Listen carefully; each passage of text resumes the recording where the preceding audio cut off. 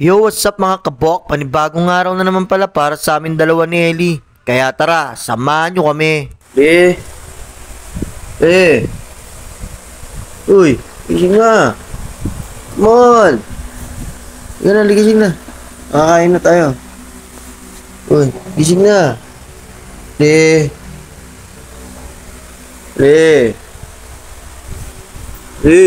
Pagkagising ko nga kay Ellie ay dali-dalian na nga siyang kumain dyan. Para makakain nga siya ng maayos ay humingi pa nga siya ng juice. Habang kumakain nga siya ay nanonood pa nga siya ng TV. Ang daming ang request ng anak namin bago sumunod.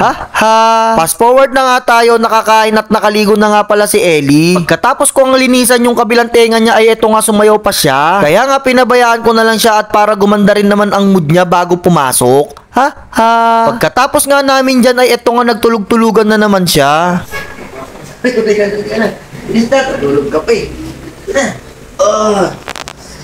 Bye, mami. Bye-bye. Ingat. Oo, pinatay ko. Buksan mo. Oo, gilid lang Tulog ka pa. Oh, face mask na nak. Mag-face mask ka na. Oh, lagay mo.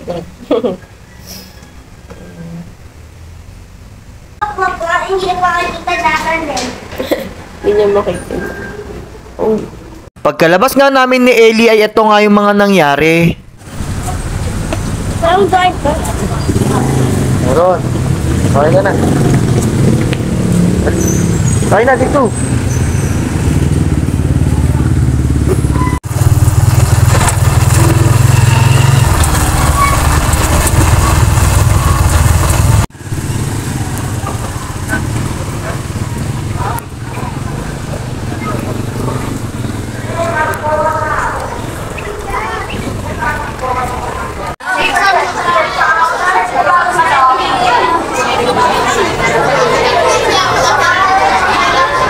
Pagkahatid ko nga kay Ellie ay dadaan nga tayo dito sa Talipapa. Bibili kasi ako ng mga gagamitin kong sangkap. Kaya kumuha na nga ako dyan ng kangkong. Tapos ng isang gabi. Nang makita ko nga tong kamatis ay naalala ko nga wala palang kamatis sa bahay. Kaya nga kumuha na ako ng dalawa dahil sapat na. Kumuha na rin ako ng dalawang siling ba. Tapos nang makita ko nga tong okra ay kumuha na nga rin ako dahil 10 piso lang isang tali. Nang matapos nga ako sa aking pamimili ay pinabalot ko na kay ate syempre.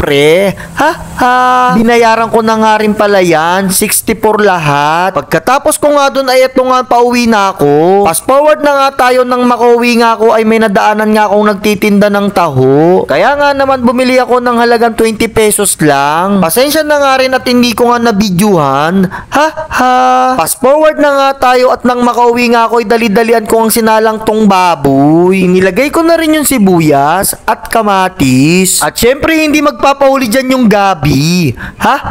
Nilagyan ko din pala ng konting asin. Habang naghihintay nga tayo lumambot yung ating baboy, hiniwa at tinugasan ko na nga tong mga gulay na gagamitin natin. Habang wala nga si Ellie ay nagluluto na nga ako ng uulamin namin ngayong tanghalian. Nang kumulo na nga yung ating baboy ay nilagay ko na nga tong sinigang mix. Wag nga kayong mag-alala dahil malambot na nga yung baboy natin dyan. Ilalagay ko na nga rin pala dyan yung okra. Bumili din pala ako ng sigarilyas kaya ilalagay ko na rin siya. Pinindot-pindot ko na nga siya bago ko siya takpan. Pagkalipas nga ng ilang minuto ay kumukulo na nga siya. Nilagay ko na nga rin dyan yung tangkay ng kangkong. At syempre susunod na nga rin natin dyan yung dahon ng kangkong. Ang mailagay ko nga ay pinindot-pindot ko na nga bago ko rin takpan.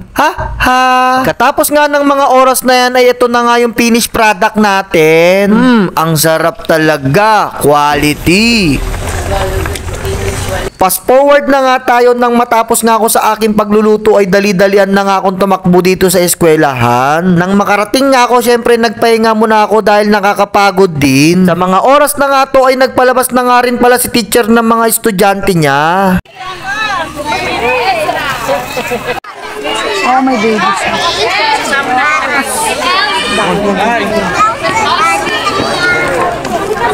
Okay ka naman Nang masundo ko nga si Ellie ay bumalik nga kami dito sa loob ng eskwelahan. Dahil naalala nga ni teacher yung mga cleaners na parents. Kaya nga naman dali-dalian akong sinamahan ni Ellie at tinuro niya nga yung classroom niya. Ang sabi nga ni Ellie sa akin ay dyan nga daw yung classroom niya at dyan nga daw akong maglilinis. Dahil wala pa nga dyan yung kapwa cleaners ko na parents, kaya pinaupo ko muna nga si Ellie dyan para mabidyoan ko nga tong loob ng classroom. Naipakita ko na nga sa inyo kaya hanggang dito na lang mga kabok. Thanks for watching.